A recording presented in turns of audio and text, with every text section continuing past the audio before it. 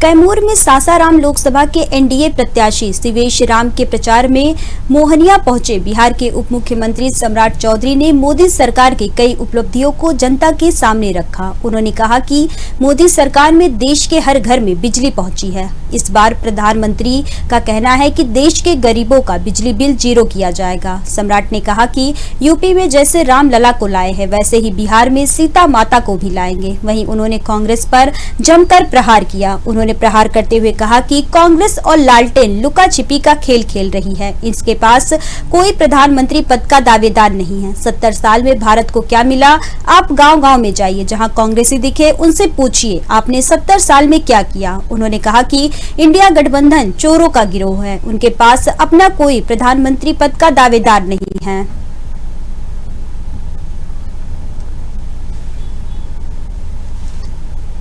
उप मुख्यमंत्री सम्राट चौधरी ने प्रत्याशी के पक्ष में जनसभा की, जहां पर उन्होंने मोदी सरकार की कई उपलब्धियों को गिनाया। इसी के साथ ही उन्होंने विपक्ष पर भी जमकर निशाना साधा।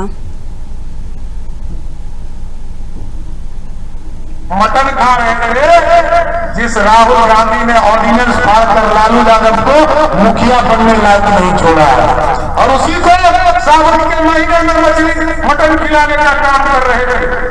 और दूसरे तरफ बाप को बाप, बेटा भी सुहान अल्लाह। बेटा जो है लालू जी कहते थे कि रानी के पेट से राजा पैदा नहीं होगा। लालू जी ने कहा कि पहले रानी लाएंगे, फिर बेटा को राजकुमार बनाएंगे और बेटी को राजकुमारी बनाएंगे। यही है लालू प्रसाद, दूसरे की चिंता नहीं है साथियों। और बेटा तो सुहान अल्लाह श्री का कि आजकल गरीब का बेटा, लालू प्रसाद जी का बेटा हेलीकॉप्टर में ऊपर में चढ़कर मछली खाने का काम कर रहा है। यह सनातन में होता है क्या? नवरात्रों में मछली खाते हैं क्या? सावन में मटन खाते हैं क्या? देखिए, हम लोग कहते हैं ना कि भगवान जो है जमीन पर है, दूसरे लोग नहीं मानते। अब देखिए, ऐसा मछली हवाई जहाज में खाया कि शरीर में कांटा घुस गया, अब बेचारा व्हील चेयर पर घूम रहा। अब बताइए,